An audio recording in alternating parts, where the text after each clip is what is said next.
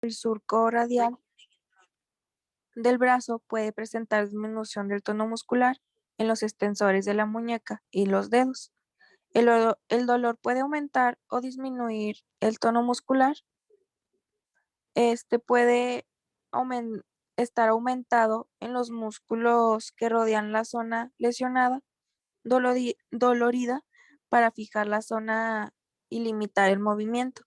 Pero también puede ocurrir que el tono en la zona dolorida sea inferior al normal como consecuencia de la inhibición.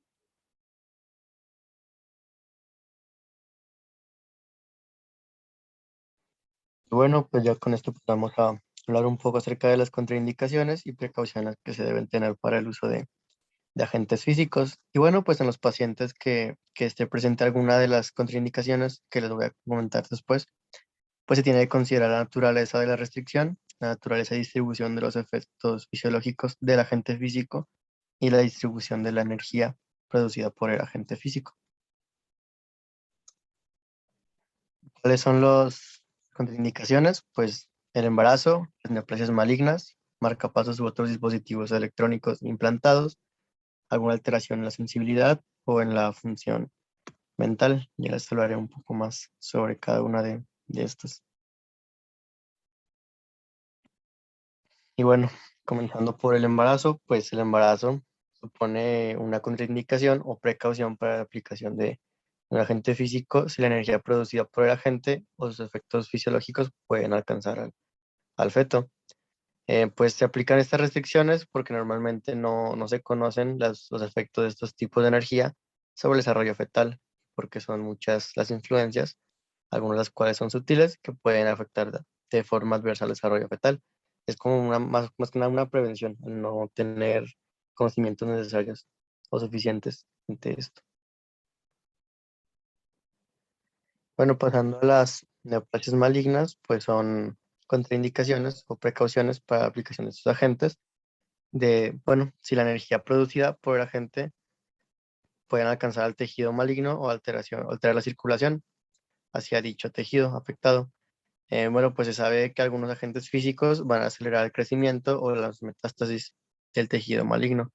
Se piensa que esos efectos son el resultado de un aumento de la circulación o de una alteración de la función celular. A diferencia del embarazo, pues aquí sí existe un poco más de conocimiento y de estudios al respecto de cómo puede alterar, en este caso, el tejido afectado. Bueno, pues ya lo que respecta a los marcapasos o dispositivos electrónicos implantados, pues la utilización de estos agentes está contraindicado cuando la energía del agente puede alcanzar un marcapasos o cualquier otro dispositivo electrónico. Por ejemplo, un estimulador cerebral profundo, estimulador de la médula espinal, porque la energía producida por algunos agentes puede alterar el funcionamiento del dispositivo y tener, pues, por tanto, efectos adversos sobre el paciente.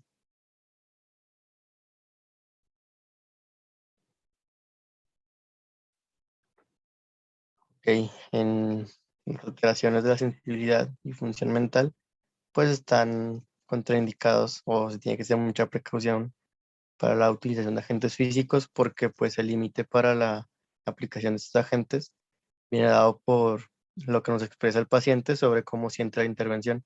Entonces, si tiene una alteración en la percepción de cómo siente el paciente, pues no va a poder referir ninguna disfunción. Y bueno, esas alteraciones indican la necesidad de tener precaución en el uso de la mayoría de los agentes físicos. Antes de decidir si se utiliza o no una intervención, se deben valorar las contraindicaciones y precauciones específicas del agente específico, así como la situación del paciente.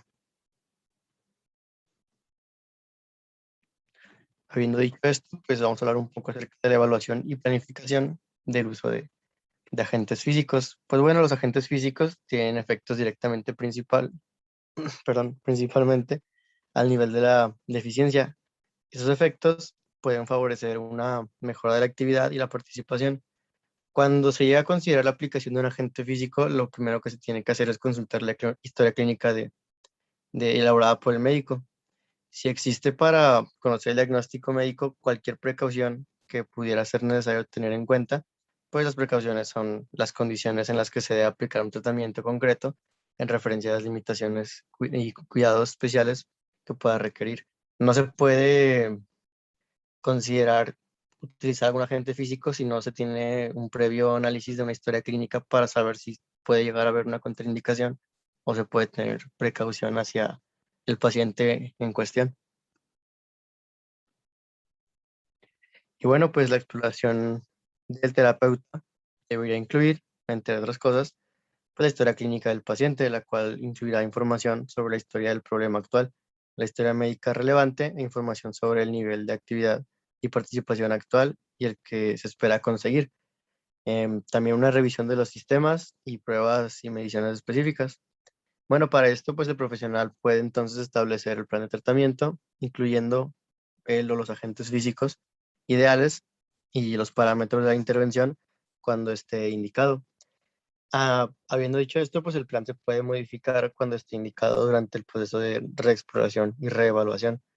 Los casos clínicos descritos en la parte de este libro, que creo que ya fueron comentados un poco o serán comentados después, pues está en secuencia la exploración, la evaluación y la intervención, que son los tres aspectos fundamentales para poder llevarse a cabo de manera pues precisa un tratamiento acorde a los agentes que estamos tocando como en esta presentación. Y bueno, ¿qué aspectos se tienen que considerar en la selección de agentes físicos? Pues el primer aspecto que se tiene que tener en cuenta deben ser los objetivos de la intervención y los efectos fisiológicos requeridos para alcanzar dichos objetivos. Entonces, si el paciente presenta, por ejemplo, inflamación, dolor, restricciones de la movilidad o problemas de tono muscular, puede ser apropiada la utilización de agentes físicos, siempre y cuando no exista alguna de las contraindicaciones antes mencionadas. El siguiente o segundo paso que se tiene que considerar son los efectos de un agente físico concreto en esas condiciones. Una vez que se establecen los agentes físicos que pueden facilitar el progreso hacia los objetivos fijados, pues el profesional de la salud debería entonces decidir cuál de las intervenciones potencialmente eficaces sería la más apropiada para el paciente concreto y en una situación clínica. Todo esto en base a lo que les comentaba sobre la exploración y poder saber en sí qué es lo que necesita el paciente. Y bueno, aquí está un esquema que venía en el libro sobre la priorización de los objetivos y efectos del tratamiento, donde se trata de plasmar con una línea o una flecha, o sea, como por niveles de mayor a menor prioridad, habiendo una señalación sobre los problemas, cuál está el primero o el 1A, el problema subyacente principal, después está el problema que probablemente responde al tratamiento, y como segundo concepto, pues habla del tratamiento que abordan más de un problema simultáneamente y los tratamientos sintomáticos solos. Esto es una manera como de resolución ante el problema que puede presentar el paciente, tratando de categorizar las prioridades y cómo serían tratadas.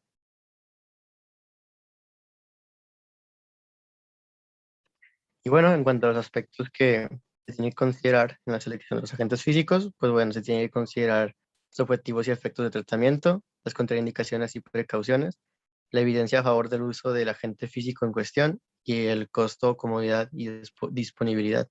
Son pues cuatro aspectos importantes que tienen que considerar en ese orden para saber qué agentes se pueden utilizar y se pueden utilizar en pacientes de, o por lo contrario, pues serán contraindicados.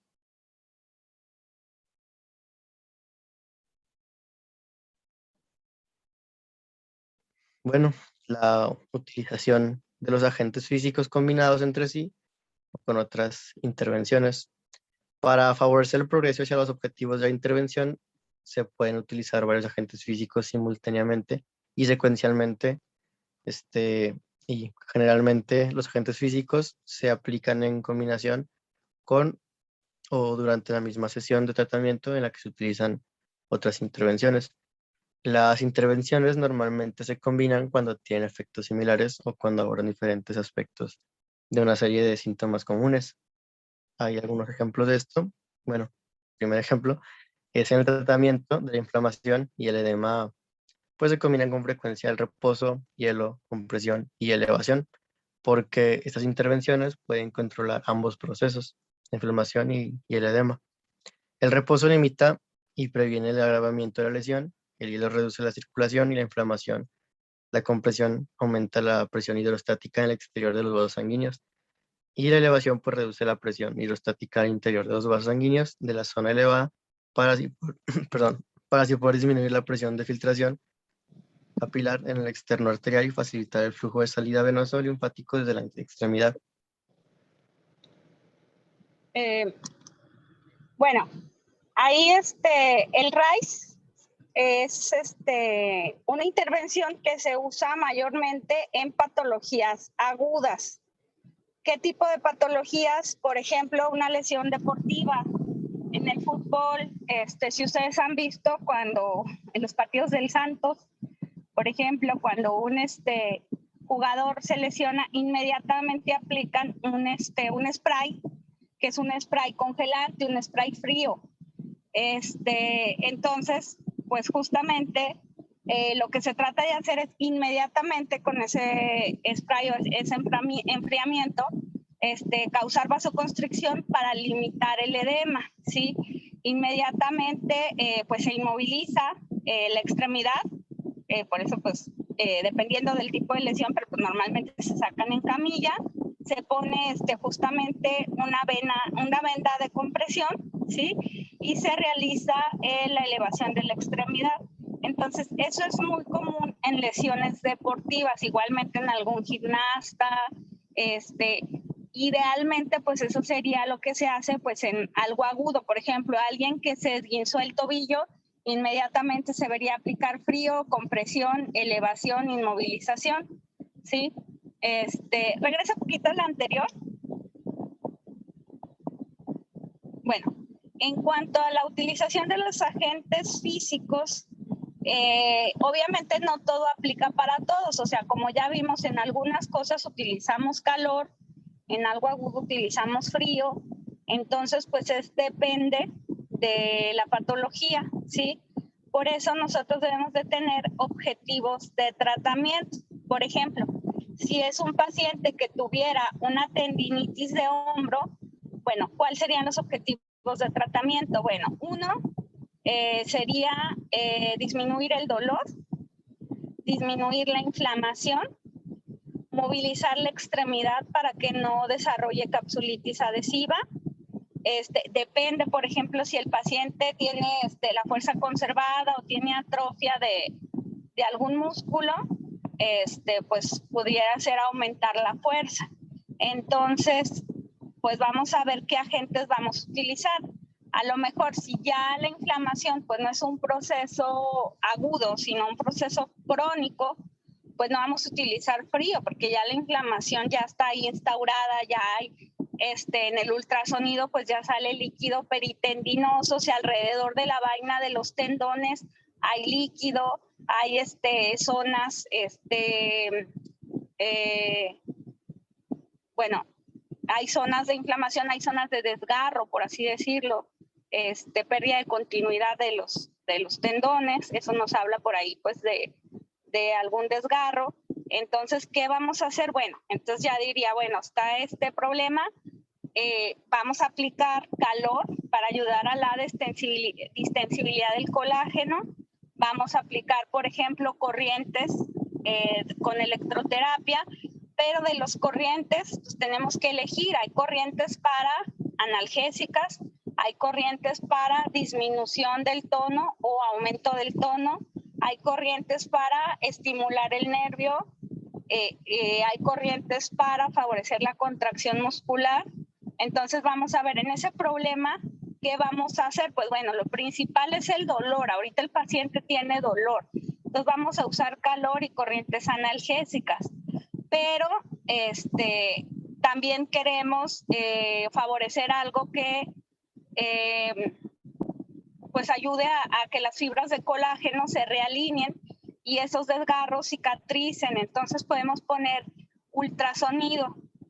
¿Qué modalidad de ultrasonido? Si va a ser continuo o va a ser pulsado. Entonces pues ya vemos cuál es el que le conviene más al paciente. Entonces el ultrasonido va a ayudar lo que son las ondas de sonido, tanto a la movilización del líquido alrededor de los tendones como a la regeneración por ahí y alineación de las fibras de colágeno. Pero también vamos a favorecer la movilización, vamos a ayudar a que el paciente movilice la extremidad para estirar por ahí lo que es la cápsula articular, pero también pues no vamos a dejar que ese músculo deltoides, por ejemplo, se atrofie, entonces vamos a poner ejercicios isotónicos con resistencia. Entonces todo tiene un porqué, o sea, en la terapia no va a ser por eso me interesaba que viéramos primero las patologías para que entendiéramos perfectamente de qué se trata esa patología, cuál es el problema en ese hombro, en esa rodilla, en esa cadera, en esa columna, y entonces ya sabiendo la patología pudiéramos pues ver qué necesita el paciente. Incluso, por ejemplo, si tenemos un hombro que pues es un exceso de inflamación, de líquido peritendinoso, de dolor, que en los primeros grados de movilización el paciente refiere un dolor intenso, pues a lo mejor no va a tolerar la terapia si no lo infiltramos, ¿verdad? Entonces, primero infiltramos un medicamento antiinflamatorio de depósito y luego ya que pasen 2 o 3 días de que haga efecto el medicamento, ya iniciamos la terapia. O por ejemplo, si es un paciente que fue beisbolista, que ahorita ya es mayor y tiene un desgaste derivado de su actividad deportiva, pues probablemente utilicemos viscosuplementación, no tanto antiinflamatorio, sino ácido hialurónico que ayude a, por así decirlo, lubricar esa articulación para que no roce hueso con hueso y limitar el proceso inflamatorio, porque a lo mejor si infiltramos nada más, pues sí se va a limitar la inflamación, pero un ratito, y en cuanto el paciente vuelva otra vez a movilizar, como hay desgaste y crepita el hombro continuamente, pues va a volver otra vez la inflamación. Entonces vamos mejor a poner ácido hialurónico para limitar el roce de la articulación y limitar la inflamación, o incluso pudiéramos poner ácido hialurónico en conjunto con un esteroide de depósito para desinflamar, pero a su vez el ácido hialurónico dura aproximadamente entre 1 y hasta 3 años para reabsorberse. Entonces, con ese ácido hialurónico, pues limitamos ese roce articular y limitamos la inflamación continua y constante. Al igual en una gonartrosis, por ejemplo, si hay espacio articular, podemos poner ácido hialurónico y enviar a terapia, obviamente, para todo lo demás, para fortalecimiento, desinflamar, analgesia, pero a lo que voy es que todo se combina, o sea, podemos combinar. La rehabilitación no es nada más terapia física, o sea, obviamente es manejo farmacológico, es manejo terapéutico, son intervenciones en la vida diaria y todo eso pues es enfocado a solucionar el problema, por eso tenemos objetivos de tratamiento y a mejorar la calidad de vida del paciente, ¿sí? Ahora, por ejemplo, si yo veo una rodilla que me llega con una gonartrosis grado 4, pues la voy a mandar directo al traumatólogo, se envía para valorar reemplazo total de rodilla, poner una prótesis y ya después lo vuelvo a ver ya con la prótesis, ¿sí? No todo es hay que tener en cuenta hasta dónde llegamos y cuándo necesitamos ver a otro especialista que nos ayude al tratamiento del paciente. No todo lo tenemos que solucionar con terapia. O por ejemplo, si hay una hernia de disco que ya comprime la raíz, pues a veces yo puedo valorar que primero se haga la cirugía de columna, se haga la descompresión y ya después, ahora sí vamos al tratamiento para limitar la fibrosis, mantener los espacios entre las vértebras, etcétera. Entonces, bueno, pues todo esto, pues vamos ya como agarrándole forma. ¿Continuamos? Claro. Bueno, pues prácticamente de lo que nos comenta la doctora, cuando depende del objetivo y la opción terapéutica será combinada para poder llevar a cabo el tratamiento y la mejoría del paciente.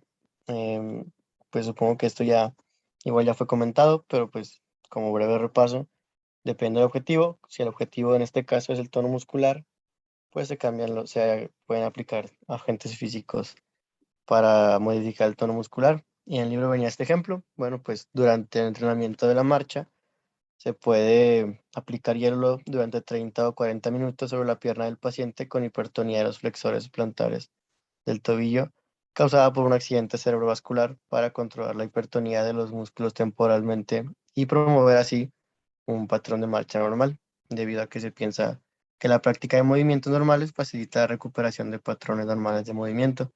Este tratamiento puede permitir obtener mejores resultados y va de la mano con lo mismo, o sea, no todo es solamente la terapia física, también se combinan los agentes empleados para ver un mejor pronóstico, mejores resultados en los pacientes con diversas afecciones, dependiendo cuál sea el objetivo a tratar y dependiendo el paciente y las posibles o no contraindicaciones. Sí, pues ahí podemos ver maneras de inhibir el tono con un manejo farmacológico y como menciona su compañero, pues sí, colocación de frío, pero también estiramientos para pues favorecer que las fibras musculares se relajen. Ahora, depende de la severidad si usamos un medicamento tomado farmacológico o ya, por ejemplo, aplicamos toxina botulínica. Entonces, por eso valoramos cada caso en particular. Continuamos.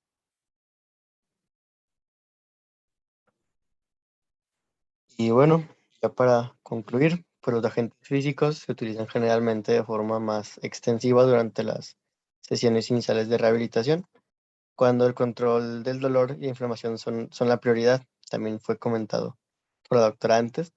Y bueno, así logrando pues progresar con el tiempo hacia las intervenciones más activas o intensivas, como el ejercicio o movilización pasiva, la progresión de un agente físico a otro o el paso del uso de un agente físico a otra intervención, pues deben basarse en la evolución del problema del paciente.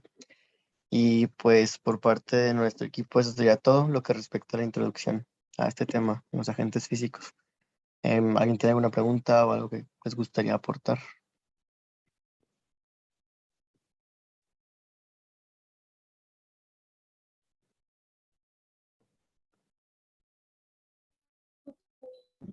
Bueno, preparo el siguiente equipo, clase. Sí, doctora.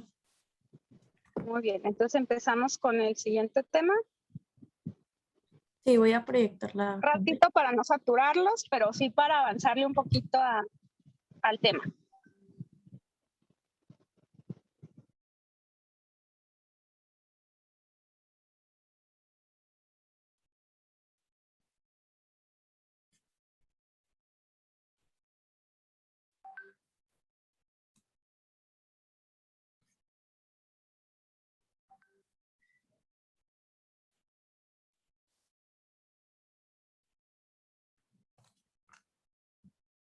Bueno, nosotros vamos a hablar sobre inflamación y reparación de tejidos.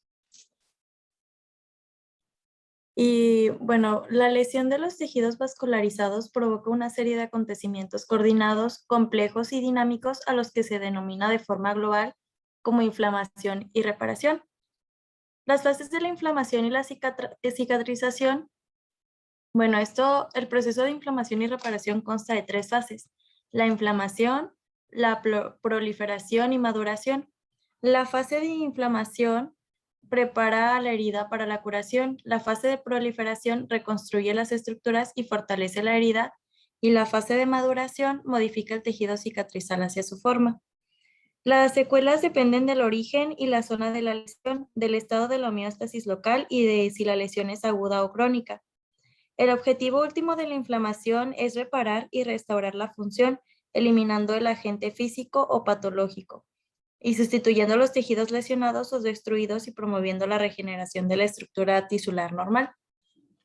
Y bueno, aquí vemos un cronograma de las fases de la inflamación y reparación y los días que lleva cada fase. Bueno, aquí vemos un esquema en donde existe una agresión patológica o física y empieza la fase de inflamación. Después hay una vasoconstricción, una vasodilatación, luego hay una formación del coágulo, empieza la fagocitosis y luego sigue la fase de proliferación en donde hay una epitelización y una fibroplasia y producción de colágeno. Después sigue la contractura de la herida, una neovascularización y sigue después la fase de maduración en donde hay un equilibrio síntesis y la lisis del colágeno. Después una orientación de las fibras del colágeno y luego está pues ya la lesión curada. La fase de inflamación del día 1 al día 6, bueno, la inflamación del latín inflamer, que significa prender, comienza cuando la fisiología normal del tejido se ve alterada por una enfermedad o un traumatismo. Y esta respuesta protectora inmediata intenta destruir, diluir o aislar las células de los agentes que pueden ser lesivos. Como un poco de historia, veremos que hace casi 2000 años Cornelio Celso caracterizó la fase inflamatoria por los 4 signos cardinales, que son calor, rubor, tumor y dolor. Y Virchow añadió posteriormente un quinto signo cardinal, que es el functio laesa, que es la pérdida de función.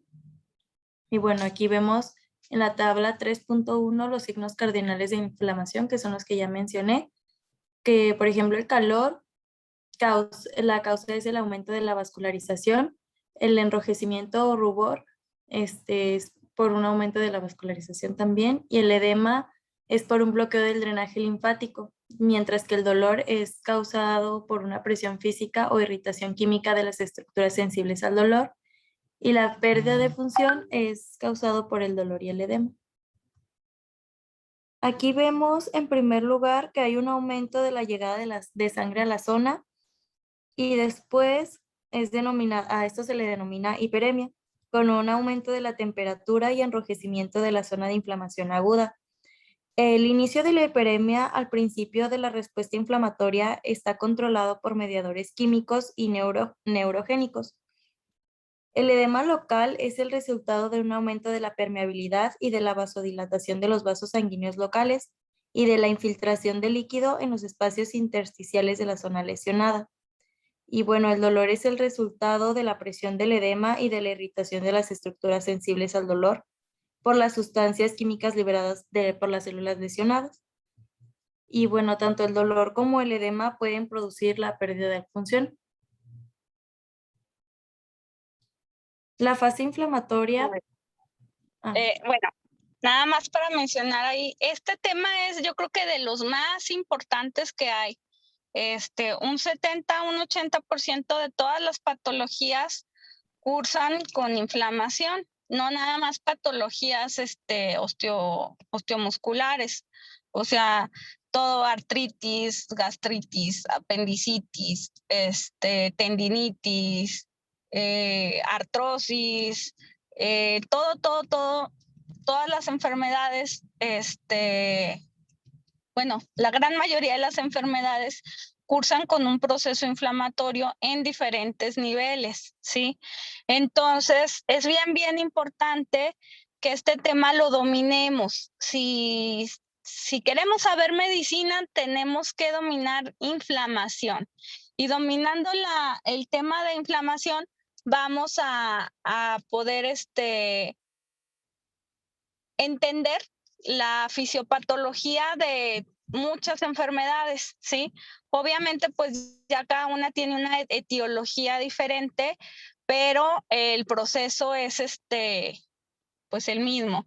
Entonces es bien importante que pongan mucha atención en este tema, pero también que lo lean, que lo estudien y que lo dominen. Incluso pues en el ENARM y en todo eso vienen muchos preguntas acerca de la inflamación en pues diferentes aspectos, tanto el aspecto molecular, fisiopatológico, etiológico, sintomatológico. Entonces, pues este tema es especial, pónganle mucha atención. Continuamos. Bueno, y la fase inflamatoria consiste en una compleja secuencia de acontecimientos interactivos que se solapan y que incluye procesos vasculares, celulares, hemostáticos e inmunológicos. Los mediadores humorales y nerviosos actúan para controlar la fase inflamatoria Y bueno, también se ha demostrado que inmediatamente después de la lesión predominan las plaquetas y los neutrófilos y liberan una serie de factores que aumentan la respuesta de agregación plaquetaria, inician la cascada de coagulación o actúan como quimiotácticos para las células implicadas en la fase inflamatoria. Y la infiltración por neutrófilos cesa después de unos pocos días y estos van siendo sustituidos por macrófagos a partir de los 2 días después de la lesión. Este cambio en el tipo celular en la zona de la lesión se correlaciona con el cambio de la fase de inflamación a la de proliferación. Bueno, después veremos la respuesta vascular. Aquí las alteraciones en la anatomía y la función de la microvascularización, incluyendo capilares, vénulas, poscapilares y vasos linfáticos, se encuentran entre las respuestas más precoces que se han observado en la fase de inflamación. Y bueno, los traumatismos tales como la laceración, la distensión o la contusión rompen físicamente estas estructuras y pueden provocar alguna hemorragia, pérdida de líquido, una lesión celular y exposición de los tejidos a materiales extraños, incluyendo bacterias. Los vasos lesionados responden rápidamente con una constricción transitoria en un intento de reducir al mínimo la pérdida de sangre. Y esta respuesta, que está mediada por noradrenalina, dura generalmente entre 5 y 10 minutos, aunque puede prolongarse en los pequeños vasos por acción de la serotonina liberada por mastocitos y plaquetas. Y bueno, aquí vemos una imagen que después de la vasoconstricción transitoria de los vasos lesionados, los capilares próximos a la zona de la lesión se dilatan y la permeabilidad capilar también aumenta al lesionarse la pared de los capilares y en respuesta a las sustancias químicas liberadas por tejidos lesionados. Después, la vasodilatación y el aumento de la permeabilidad capilar se inician por acción de la histamina, el factor de Heichmann, la bradicinina, las prostaglandinas y las fracciones del complemento. Y la vasodilatación y el aumento de la permeabilidad capilar duran hasta 1 hora después de haberse producido la lesión.